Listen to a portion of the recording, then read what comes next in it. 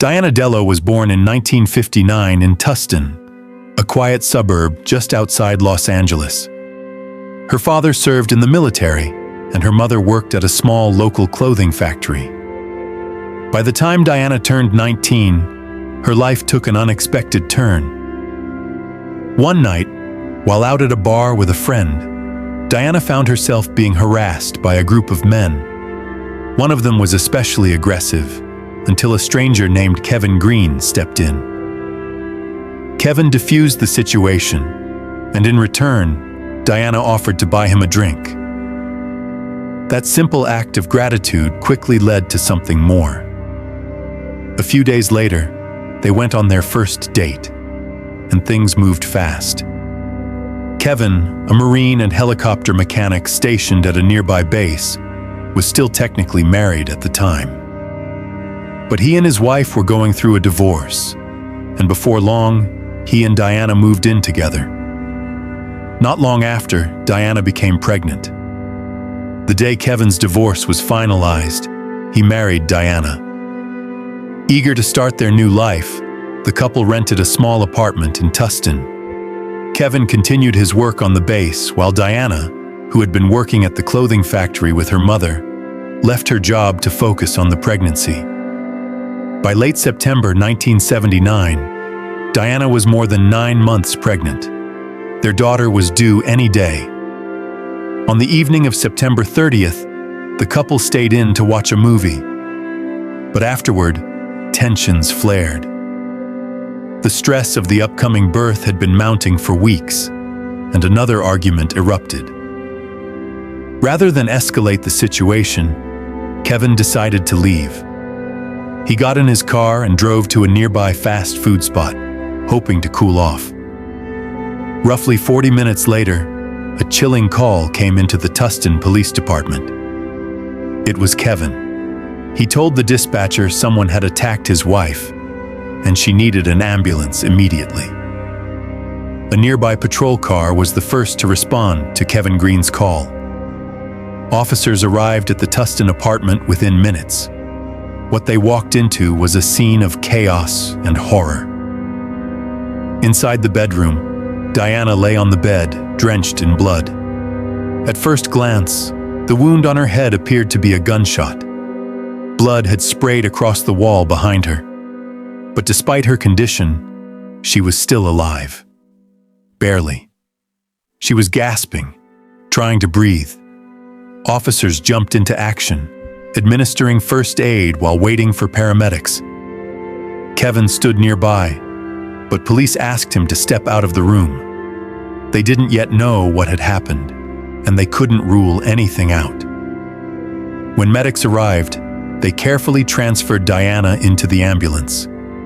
Like the officers, they initially suspected a gunshot wound, but upon closer examination, they realized it was blunt force trauma, not a bullet, that had shattered her skull. Kevin tried to follow the medics into the ambulance, but the police stopped him. They needed to take his statement. At that point, all possibilities were on the table, including the possibility that Kevin had attacked his wife. He appeared shaken, stunned, barely able to process what was happening. Still, as the ambulance pulled away, he began to gather himself. That's when he told the officers his version of events. Kevin explained that earlier that night, he and Diana had gotten into an argument. To cool off, he decided to head out for burgers at a nearby fast food spot. In his haste, he forgot his keys and chose not to go back for them. He simply shut the door behind him and left. As he walked to his car, he noticed something unusual. Not far from the apartment complex, he saw a van with its rear door open. An African-American man was pacing near it, going back and forth. Given that it was around 2 a.m., Kevin said the scene struck him as odd. He drove to his favorite fast food location, but found a long line. So he went to another branch a few miles away, got some burgers, and headed back. The entire trip took about 40 minutes. When he returned, the front door to the apartment was wide open. Don't forget to subscribe to our channel. Your support means a lot to us and helps us grow. A huge thank you to everyone who's been watching. He rushed inside and heard a strange sound, like someone snoring. He followed it to the bedroom. That's when he saw Diana, motionless and covered in blood, her breath shallow. He grabbed the phone and called for help. Parts of Kevin Green's story didn't sit right with detectives. His decision to leave for burgers in the middle of the night, right after an argument with his heavily pregnant wife, seemed questionable. Even more concerning, the trip took nearly 40 minutes, which felt excessive given that the fast food joints were located close to the apartment. Still, investigators followed up. They inspected the bag of food Kevin had brought back. The contents were still warm. The receipt listed the restaurant's address and the exact time of purchase. It matched his story. With that confirmed, officers permitted Kevin to go to the hospital, but not before asking for a blood sample.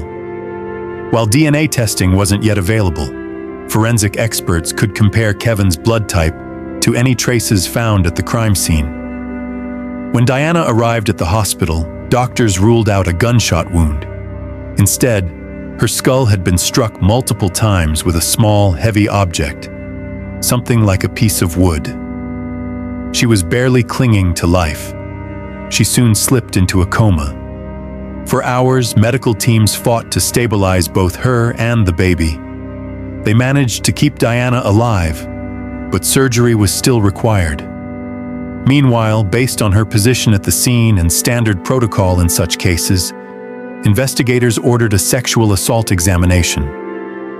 The results were conclusive. There were traces of semen on Diana's body. She had been raped, but there was a complication. Kevin had already informed police that he and Diana had been intimate earlier that evening, before the argument. And without the benefit of modern DNA testing, the presence of semen didn't necessarily identify the assailant. As the investigation pressed on, both Kevin's and Diana's families gathered at the hospital, hoping for the best. But by morning, tragedy deepened. One of the monitors tracking the unborn child detected a sudden decline. Despite the doctor's tireless efforts, the baby girl didn't survive.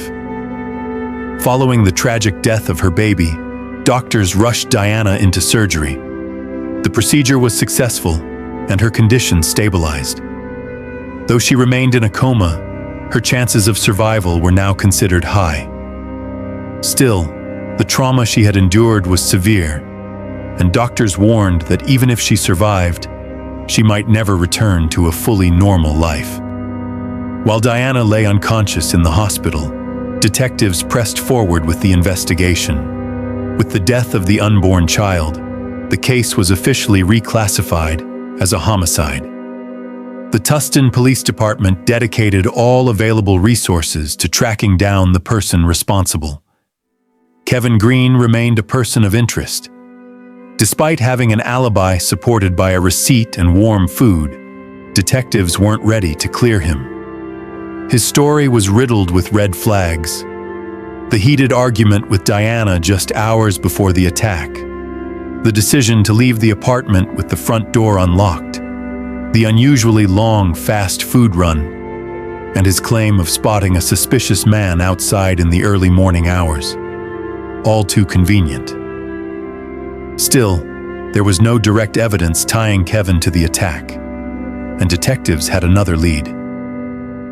Roughly a year before the assault on Diana, a disturbing pattern of crimes had emerged in Tustin and the surrounding areas. Crimes with a strikingly similar modus operandi. In December 1978, a 17-year-old girl was found dead in her apartment after being bludgeoned with a piece of wood. 4 months later, another woman, this time 21, was killed in the same manner. Then, in July 1979, the attacker struck again. This time, the victim survived, though she spent weeks in a coma. When she awoke, her memory was clouded, and her testimony offered little help in identifying the perpetrator. Then came September 1979, just weeks before Diana's assault. A 31-year-old woman was attacked in her home in nearly the same way. She died the next day. This time, however, there was a witness, her young son. He was able to provide police with a description of the man he saw. But even that wasn't enough. The attacker remained unidentified. The similarities between the recent string of brutal assaults were impossible to ignore, and the attack on Diana Dello fit the pattern perfectly.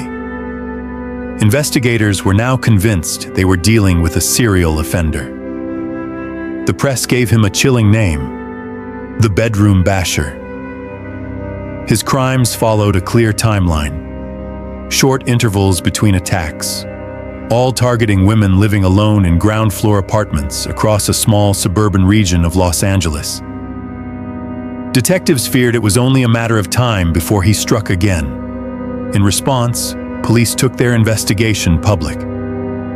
Through the media, they issued warnings to the community, urging women, especially those in lower-level units, to remain alert. The message was clear: a violent predator was on the loose. Panic followed. Stores were quickly stripped of locks, alarms, and self-defense weapons. Women signed up for martial arts classes and left their homes to stay with friends or relatives. The atmosphere in Tustin shifted overnight. Fear crept in with every sunset. In turn, police increased patrols in vulnerable neighborhoods. Detectives began interviewing anyone remotely connected to the crimes. Soon, they gathered their first round of leads. Several neighbors of prior victims recalled seeing a suspicious man, white with thick dark hair, lingering around the area. Though the description was vague, police tracked down several men matching it. Yet none panned out. Then, a glimmer of hope. A week after the attack, doctors informed Diana's family that she had regained consciousness. But there was a problem. Diana couldn't speak. She couldn't remember anything. According to her doctors, her brain had suffered significant trauma and was functioning at the cognitive level of a 6-year-old. Her recovery would take time, and there were no guarantees. As she remained hospitalized, tragedy struck again. In another Tustin apartment, a 24-year-old woman was attacked in the same brutal fashion. Blunt force trauma, she didn't survive, and once again, the bedroom basher slipped away unseen. Meanwhile, Diana's condition slowly improved. Her speech began to return, and fragments of memory flickered, but she remained lost in her own life, unable to recall even her parents. Doctors urged her family to avoid discussing the attack. If her memory was to come back, it had to happen naturally. For now, she was a survivor. But the man who tried to kill her, and had now taken multiple lives, was still out there. Once her condition was no longer considered life-threatening, Diana Dello was released from the hospital. She still had a long road to recovery, but her family was eager to bring her home.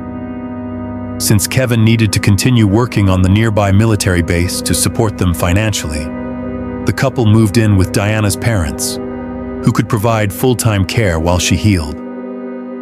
But while one survivor was beginning to recover, tragedy struck again. 2 weeks after Diana's release, another brutal assault shook the community. A 17-year-old girl was murdered. The details mirrored the same chilling pattern: a nighttime attack, blunt force trauma, and no sign of the killer. Meanwhile, Diana began intensive physiotherapy. Though she still couldn't speak or recall what had happened to her, her condition was steadily improving. Then, 6 weeks after the attack, everything changed. During a routine session, her physical therapist gently brought up the incident, asking if Diana had started remembering anything about the attacker. To their shock, Diana paused. then nodded. She pointed directly to her wedding ring. When her mother arrived to pick her up, the therapist shared what had happened. Diana's mother turned to her and asked, "Was it Kevin who attacked you?" Diana nodded again. Without hesitation, they went to the police station. There, Diana spoke with the lead detective. Through a series of simple, carefully worded questions, she confirmed what she had just remembered. In a flash of clarity, she had recalled the moment of the attack. And the person who had done it was her own husband. The revelation shifted the entire investigation. Detectives had been operating under the strong belief that Diana was one of several victims of the bedroom basher, the suspected serial attacker who had terrorized the area for over a year. But now they had to ask a chilling question. Could Kevin Green be the bedroom basher? He lived in the same area where all the attacks occurred. He matched the vague description, a white male with dark hair, given by several witnesses. Was he responsible for all of it? Or did he exploit the existing pattern to stage his wife's attack, hoping to pin it on the unknown killer? The similarities in the attacks were undeniable, each one executed with almost surgical consistency. If Kevin had wanted to make Diana's attack look like the others, it wouldn't have been difficult. But the detective faced a dilemma. If they moved too soon and arrested Kevin now, they might never prove his involvement in the other crimes. And worse, if he caught wind of the investigation, he could flee. The stakes were too high, so the detective made a bold, difficult call. He asked Diana and her mother to keep her memory recovery a secret. He needed them to return home and act as if Diana still remembered nothing. It was a harrowing request, to send a victim back to live with the man she believed had tried to kill her. But both women, knowing what was at stake, agreed. With Diana's quiet cooperation, investigators placed Kevin Green under constant surveillance. They tracked his movements carefully, hoping to find evidence linking him to the other attacks carried out by the bedroom basher. Detectives also began speaking with Kevin's friends to learn more about his behavior behind closed doors, and they uncovered troubling details. According to those who knew him well, Kevin's marriage to Diana was far from the picture-perfect relationship he described to police. Friends said the couple argued often, a fact supported by neighbors who regularly overheard shouting coming from the apartment. Some of Kevin's friends even recalled him complaining about Diana's lack of physical affection during the final months of her pregnancy, a stark contrast to his statements to investigators that their relationship had been ideal. Despite these revelations, Kevin kept a low profile. He went to work, came home on time, and didn't do anything that would raise suspicion. Then came a breakthrough. Lab results from Diana's assault revealed something significant. In addition to the attacker's semen, specialists had recovered skin cells and traces of blood from underneath Diana's fingernails, evidence of a physical struggle.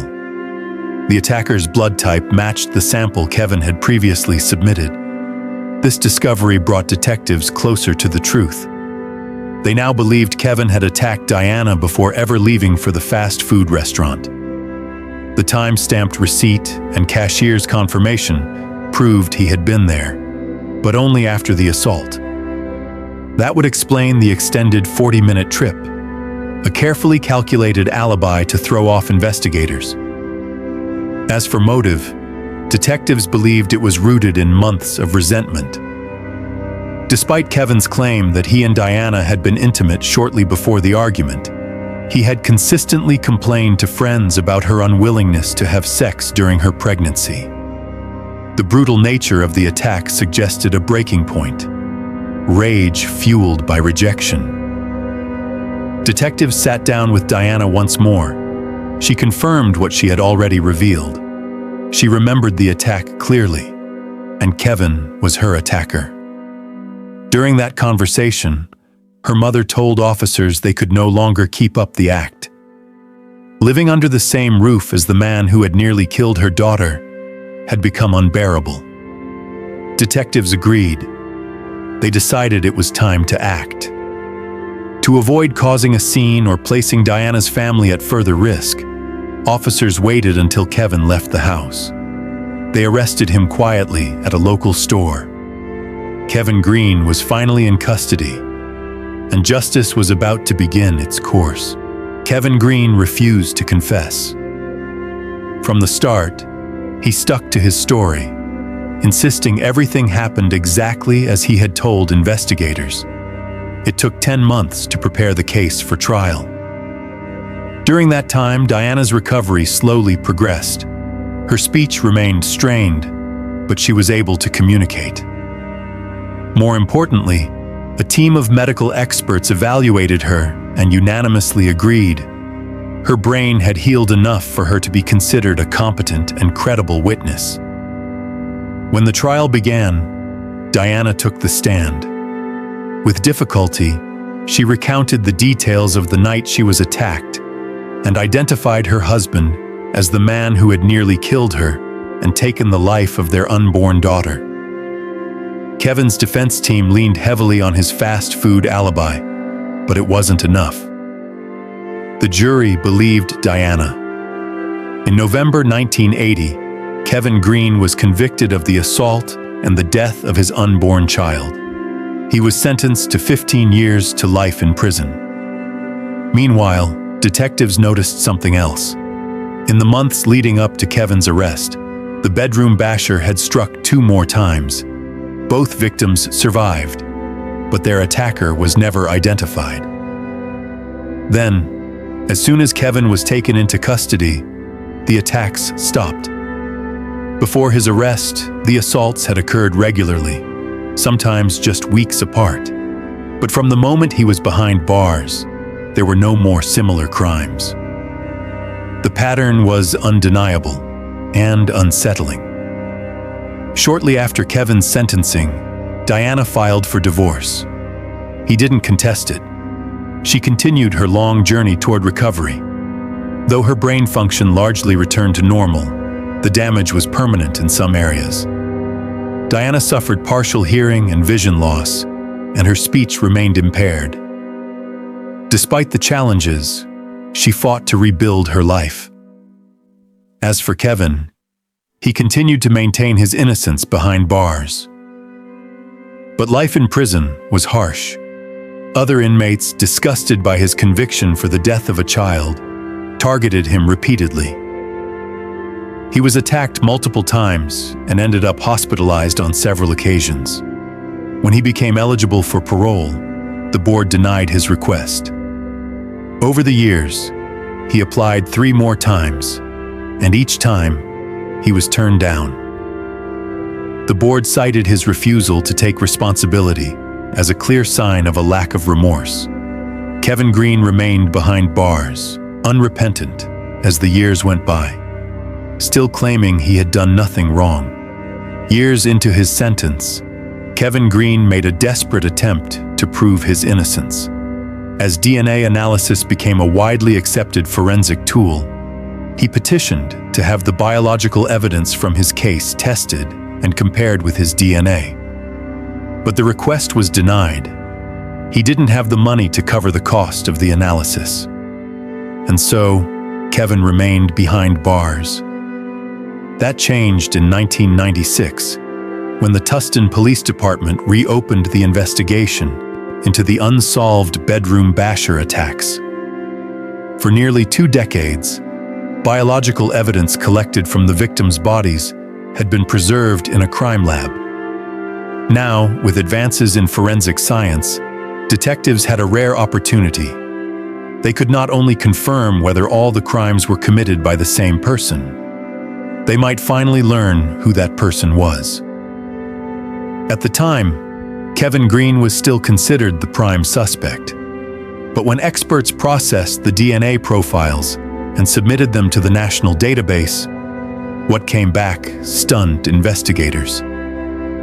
The biological evidence from all the bedroom basher crime scenes pointed not to Kevin, but to another man, Gerald Parker. Parker had been arrested the same year as Kevin. He was taken into custody for assaulting a 13-year-old girl in Tustin. But the crime didn't match the bedroom basher's known pattern. Unlike the late-night home invasions, this attack happened on the street. Investigators hadn't made the connection. Parker was convicted and quietly served out his sentence. And now, 17 years later, he was just days away from release. But with the DNA results now linking him to multiple murders, Parker's name was suddenly back on investigators' radar. Detectives also began re-examining the attack on Diana Green. Although that case was technically closed, they had long believed it fit the bedroom basher's pattern. With Parker now tied to the other crimes, it raised a critical question. If Parker was the serial attacker, did Kevin really assault his wife? Or had the wrong man been behind bars all along? There was another detail that resurfaced, something Kevin had said on the very first night. He had told police he saw an African-American man near their apartment, walking back and forth near a dark van.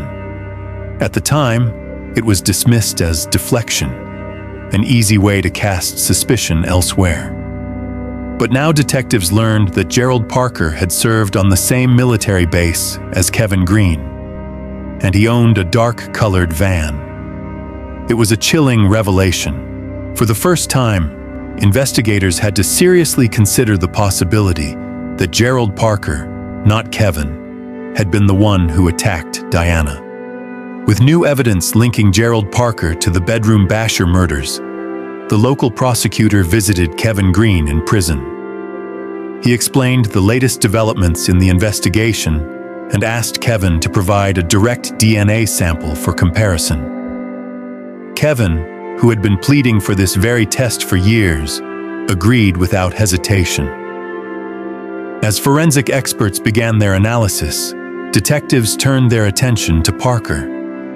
Although he hadn't yet been officially charged with the series of murders, the case was complex and required thorough preparation. They hoped a face-to-face interview might prompt a confession. Initially, Parker denied any connection to the bedroom basher crimes. But detectives decided to change tactics. They brought up the attack on Diana Green. While reviewing Parker's history, they noticed something peculiar. After his arrest years earlier for assaulting a 13-year-old girl, he had told officers that joining the military was the best thing that had ever happened to him. Detectives saw an opening. They leaned into Parker's pride in his service, pressing him on how he could allow another Marine, another brother in uniform, to serve time for a crime he didn't commit. They appealed to his sense of loyalty and identity. Eventually, it worked. Parker cracked. Share your thoughts on this story in the comments section. And don't forget to hit the like button and subscribe if you enjoyed this video. Thank you for watching.